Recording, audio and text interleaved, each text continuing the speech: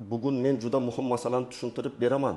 Bepul yo'l kira bekor qilinadimi, yo'qmi va tayyorlanayotgan reforma oddiy odamning cho'ntagiga qanday ta'sir qiladi? Bu mavzu faqat pensionerlar yoki imtiyoz egalari uchun emas.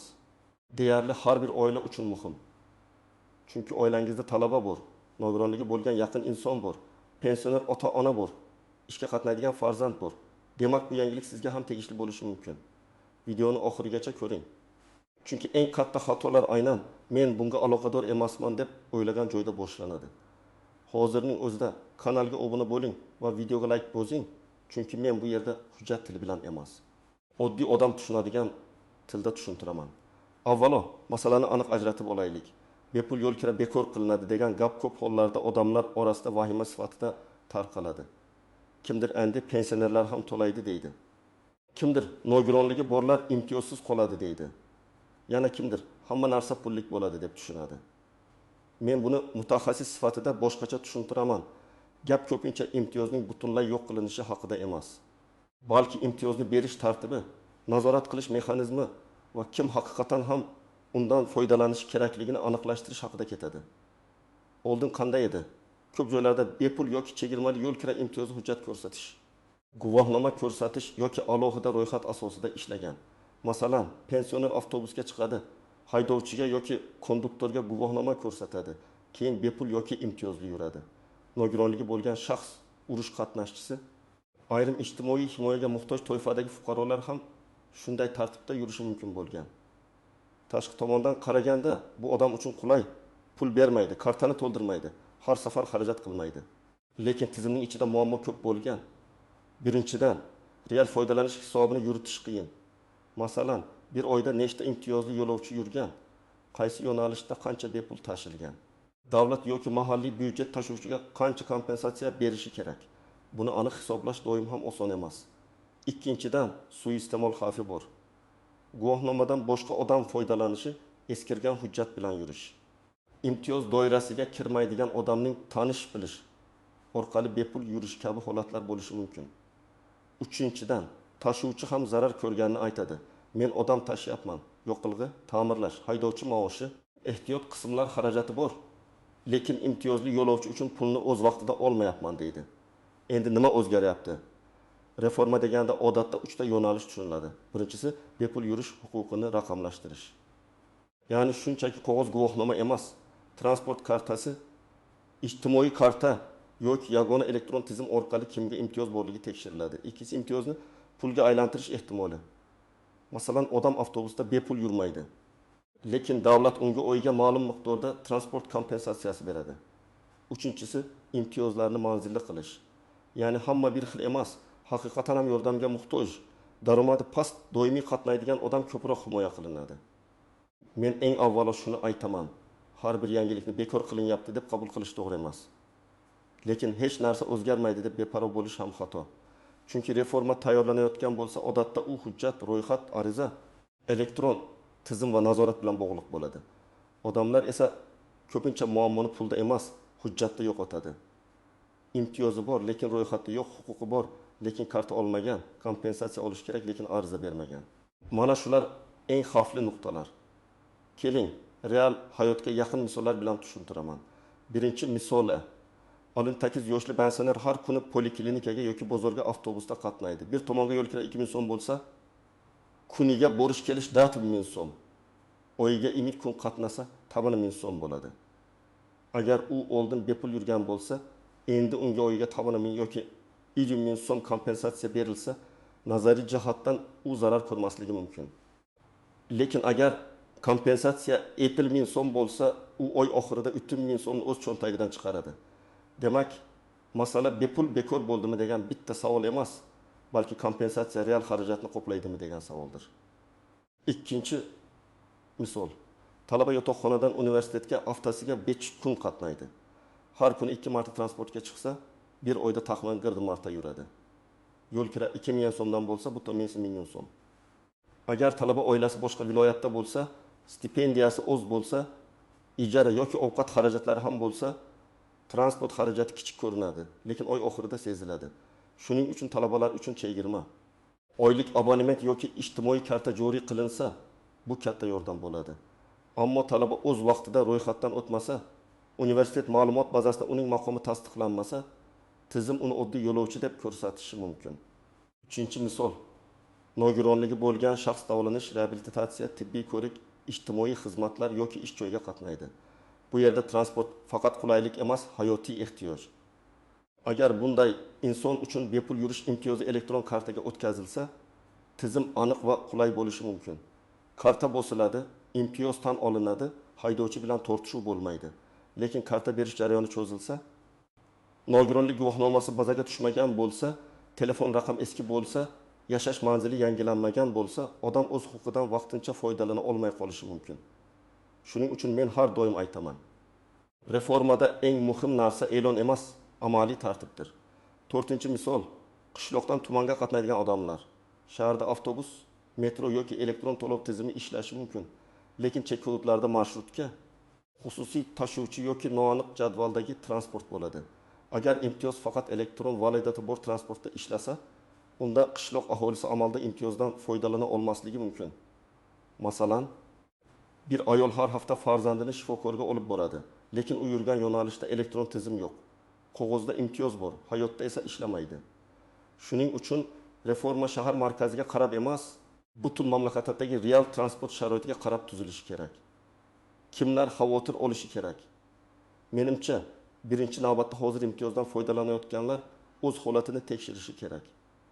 Pensionerlar, nogironligi bo'lgan shaxslar, ijtimoiy yordam oluvchilar, talaba va o'quvchilar, ko'p farzandli oilalar, ayrim xizmat toifalari, faxriylar, doimiy tibbiy qatnovga muhtoj fuqarolar. Chunki ularning huquqi saqlanib qolsa ham tartib o'zgarishi mumkin. Masalan, oldin guvohnoma yetarli bo'lgan, endi transport kartasi kerak bo'ladi. Oldin haydovchi tanigan, endi tizim tanish kerak bo'ladi. Oldin og'zaki kelishilgan, endi elektron baza hal qiladi. Kimlar kamroq xavotir olsa bo'ladi. Agar siz hozir imtiyozsiz oddiy yo'lovchi bo'lsangiz, reforma sizga bevosita bepul yurish bekor bo'ldi shaklida ta'sir qilmasligi mumkin. Lekin bilvosita ta'sir bo'ladi. Nega?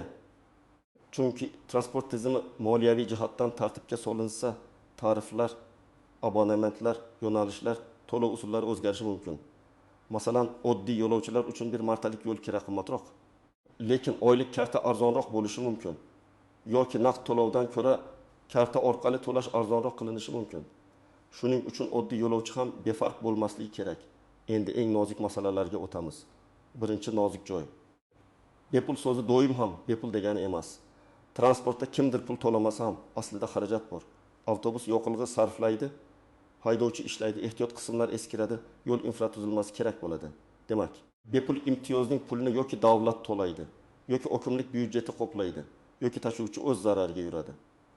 Agar kompensatsiya kechiksa, tashuvchi sifatini pasaytiradi, avtobuslar kam chiqadi, interval uzayadi. Haydovchi imtiyozli yo'lovchiga yomon muomala qiladi. Shuning uchun adolatli tizimda imtiyozli yo'lovchi hurmat qilinadi. Tashuvchi esa o'z pulini aniq oladi. Ikkinchi nozik joy, kompensatsiya kimga beriladi? Agar pul fuqaroga berilsa, odam o'zi transportga to'laydi. Bu erkinlik beradi, lekin xavf ham bor. Kompensatsiya boshqa ehtiyojga sarflanib ketishi mumkin. Keyin odam transportga pul topolmay qoladi. Agar pul tashuvchiga berilsa, fuqaro uchun bepul yurish saqlanadi, lekin hisob-kitob aniq bo'lmasa, byudjetdan ortiqcha pul ketishi yoki tashuvchi kam pul olishi mumkin. Agar pul transport kartasiga tushsa, bu maqsadli bo'ladi. Faqat transportga ishlatiladi. Lekin kartani olish, yo'qotish, bloklash, qayta tiklash kabi amaliy masalalar odamga qo'shimcha tashvish bo'ladi. Uchinchi nozik joy, ro'yxat masalasi. Ko'p islohotlarda eng katta muammo huquqning o'zida emas, bazadagi ma'lumotda bo'ladi. Masalan, pasportdagi familiya o'zgargan, lekin ijtimoiy himoya bazasida eski ma'lumot qolgan. Yashash manzili boshqa tumanda, lekin odam amalda boshqa joyda yashaydi.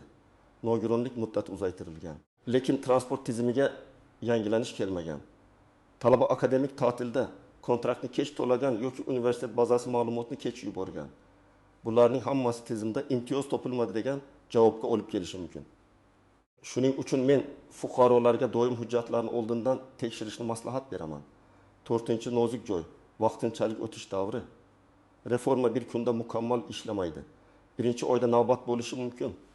Karta yetishmasligi mumkin, ilova ishlamasligi mumkin. Haydovchilar yangi tartibni to'liq tushunmasligi mumkin. Mana shu davrda odamlar ko'p asabiylashadi. Masalan, pensioner avtobusga chiqadi, karta ishlamaydi, haydovchi to'lang deydi. Pensioner mening imtiyozim bor deydi, tortishuv kelib chiqadi. Bunday holatlarning oldini olish uchun rasmiy idoralar tushuntirish ishlarini kuchaytirishi, tashuvchilarni o'qitishi, fuqarolarga esa vaqtinchalik alternativ hujjat bilan yurish imkonini berish kerak. 5-nozik joy. Imtiyozning chegarasi. Ba'zi imtiyozlar faqat shahar transportiga tegishli bo'lishi mumkin, lekin taksi yoki shaharlararo yo'nalishga tatbiq etilmasligi mumkin. Ba'zi faqat avtobus va metroda ishlaydi. Marshrutkada ishlamasligi mumkin. Ba'zisi faqat yashash hududida amal qiladi, boshqa viloyatda ishlamasligi mumkin. Masalan, Toshkentda karta ishlaydi, lekin odam viloyatga borganda o'sha karta tan olinmasligi mumkin. Shuning uchun menda imtiyoz bor degan gapning yonida doim qayerda, qaysi transportda, qaysi muddatgacha, qanday tartibda degan savollar bo'lishi kerak. 6-nozik joy. Naqd to'lov va elektron to'lov farqi. Agar transport tizimi elektronlashsa, naqd pul bilan yuradigan odam qiyin ahvolda qolishi mumkin. Ayniqsa yosh katta insonlar, smartfoni yo'q fuqarolar, bank kartasidan foydalanmaydiganlar uchun bu seziladi. Reforma odamni raqamli tizimga majburlasa, lekin unga yordam bermasa, adolatsizlik paydo bo'ladi. Shuning uchun menimcha elektron karta olish oddiy, bepul yoki arzon, tushunarli va tez bo'lishi kerak. Karta yo'qolsa, uni tiklash ham qiyin bo'lmasligi kerak. 7-nozik joy. Yolg'on xabarlar. Bunday mavzularda Telegram guruhlarida, qo'shnilar orasida, bekatlarda turli gaplar tarqaladi. Ertadan hamma to'laydi. Pensionerlar imtiyozi tugadi. Faqat tanishlar ro'yxatga kiradi. Karta olmagan odam umuman yura olmaydi. Kabi gaplar odamni qo'rqitadi. Men tomoshabinlarga shuni aytaman: har bir xabarni rasmiy manba bilan tekshiring. Qonun, qaror, hokimlik e'loni. Transport boshqarmasi xabari. Ijtimoiy himoya organlari ma'lumoti bo'lmasa, bitta audio xabar yoki skrinshotga ishonib qaror qilmang. Endi eng kerakli qism, siz nima qilishingiz kerak? Men buni oddiy qadamlar bilan tushuntiraman. Birinchi qadam, o'z maqomingizni aniqlang. Siz imtiyozli toifaga kirasizmi yoki yo'qmi? Pensionermisiz? Nogironlik guruhingiz bormi? Talabasizmi? Ijtimoiy nafaqa olasizmi? Faxriy yoki alohida toifa vakilimisiz? Agar oilangizda shunday inson bo'lsa, uning nomidan ham tekshiring. Ko'p yoshi katta odamlar rasmiy e'lonni kuzatmaydi. Telefon orqali ariza berishni bilmaydi, navbatga borishga qiynaladi. Bunday paytda farzandlar, nabiralar va yaqinlar yordam berishi kerak. Ikkinchi qadam, hujjatlarni tayyorlang. Odatda bunday jarayonlarda shaxsni tasdiqlovchi hujjat, pasport yoki ID karta, pensioner guvohnomasi, nogironlik to'g'risidagi ma'lumotnoma, talabalik ma'lumotnomasi, ijtimoiy yordam olishni tasdiqlovchi hujjat, yashash manzili bo'yicha ma'lumot kerak bo'lishi mumkin. Men aniq aytaman, hujjatlarni oxirgi kuni izlamang. Oldindan rasmga olib qo'ying, nusxasini tayyorlang. Amal qilish muddati tugamaganini tekshiring. Agar familiya, ism, tug'ilgan sana yoki pasport raqamida farq bo'lsa, buni albatta to'g'rilatish kerak. 3-qadam, rasmiy manbalarni kuzating. Mahalliy hokimlik, transport boshqarmasi, yagona interaktiv davlat xizmatlari portali, ijtimoiy himoya organlari, universitet yoki mahalla orqali e'lon berilishi mumkin. Agar sizga falon joyga boring deyishsa, avval o'sha joy haqiqatan ariza qabul qilayotganini tekshiring.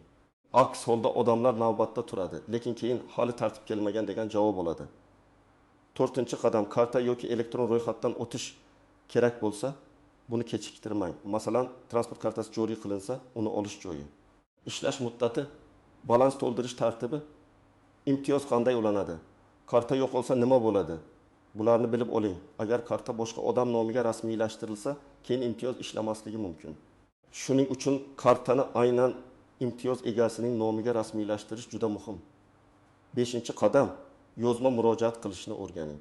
Agar sizda imtiyoz bo'lishi kerak, lekin tizim tan olmayotgan bo'lsa, shunchaki bekatda bahslashib yuravermang. Mas'ul tashkilotga yozma murojaat qiling. Murojaatda ism, familiyangiz, telefon raqamingiz, yashash manzilingiz, imtiyoz turi, muammo qachon va qayerda yuz bergani, qaysi transport yo'nalishida karta ishlamagani yoki kim rad javobi berganini yozing. Hujjat nusxalarini ilova qiling. Yozma murojaatning afzalligi shundaki, unga javob berilishi kerak va muammo tizimli ko'rib chiqiladi. 6-qadam. Xarajatlaringizni hisoblab ko'ring. Bu juda oddiy, lekin ko'pchilik qilmaydi. Bir oyda transportga necha marta chiqasiz? Bir martalik yo'l kira qancha? Borish kelish necha so'm bo'ladi? Masalan, siz haftasiga 5 kun ishga borasiz. kuniga 2 marta transportga chiqasiz. Oyga taxminan 22 ish kuni bor. Bu ham 4 marta qatnov. Agar yo'l kira 2000 so'm bo'lsa, ta'min ta'kid 1000 so'm. Agar 2 transport almashtirsangiz, bu 12-6000 so'mga chiqishi mumkin. Mana shu hisob sizga kompensatsiya yetarlimi? Oylik karta foydalimi? Yo'nalish almashtirish kerakmi? Shuni aniqlashga yordam beradi. 7-qadam, oilaviy darajada reja qiling. Agar oilada 3 kishi har kuni transportda yursa, yo'l kira islohoti oilaviy byudjetga jiddiy ta'sir qiladi. Masalan, ota ishga, ona bozorga yoki ishga, farzand o'qishga qatnasa, har birining oyiga taxminan 1000 so'mdan xarajati bo'lsa, umumiy 2 so'm bo'ladi. Agar imtiyozlar qayta ko'rib chiqilib, faqat bir kishiga kompensatsiya berilsa, qolganlar uchun xarajat oshadi. Shuning uchun bu mavzuni faqat pensionerlar masalasi deb emas, oilaviy moliya masalasi deb ko'rish kerak. 8-qadam. Haydovchi bilan tortishuvda huquqiy yo'l tuting.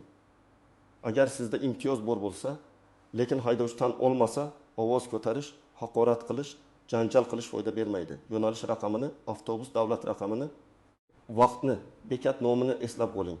Imkon bo'lsa, transport tashkilotining telefoniga yoki rasmiy kanaliga murojaat qiling. Agar tartib yangi bo'lsa, haydovchi ham to'liq bilmasligi mumkin. Lekin bu sizning huquqingizni yo'qqa chiqarmaydi. Muammo madaniyatli va hujjat bilan ko'tarilsa, natija olish osonroq bo'ladi. 9-qadam, keksalar va nogironligi bo'lgan yaqinlaringizga amaliy yordam bering. Faqat borib karta oling deyish yetarli emas. Ular bilan birga boring, navbatni aniqlang, hujjatlarni tekshiring, telefon raqamlarini yangilang, kerak bo'lsa ariza yozishda yordam bering. Chunki reforma qog'ozda yaxshi bo'lishi mumkin, lekin amalda eng zaif guruhlar qiynalib qolsa, maqsadga erishilmaydi. Mening ekspert xulosam shuki, bepul yo'l kira masalasida eng to'g'ri yondashuv vahima emas, tayyorgarlikdir. Reforma tayyorlanayotgan bo'lsa, demak davlat transport xarajatlarini, imtiyozlar ro'yxatini, kompensatsiya mexanizmini va elektron nazoratni tartibga solmoqchi. Bu yaxshi natija berishi ham mumkin, korrupsiya kamayadi.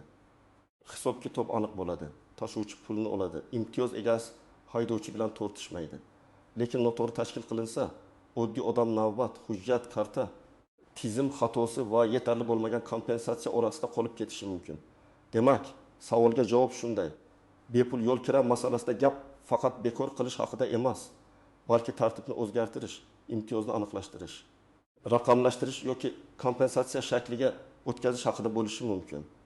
Eng muhimi, kimning huquqi saqlanadi, kim qayta ro'yxatdan o'tadi, kimga karta beriladi, kimga pul kompensatsiyasi ajratiladi va bu tartib qachondan kuchga kiradi. Mana shu savollarga rasmiy javobni kuzatish kerak. Men sizga maslahat beraman. Hujjatlaringizni hozirdan tekshiring. Oilangizdagi imtiyoz egalari ro'yxatini aniqlang, transport xarajatini hisoblab chiqing va rasmiy e'lonlardan xabardor bo'ling. Bu mavzu har birimizga tegishli. Chunki transport har kuni ishga, o'qishga, shifoxonaga, bozorga, yaqinlarimiz oldiga borishimiz bilan bog'liq. Siz nima deb o'ylaysiz? Bepul yo'l kira saqlanib qolishi kerakmi yoki imtiyoz pul kompensatsiyasi shaklida berilgani yaxshiroqmi? Fikringizni kommentariyada yozing. Video foydali bo'lgan bo'lsa, like bosing, kanalga obuna bo'ling va yaqinlaringizga ham yuboring.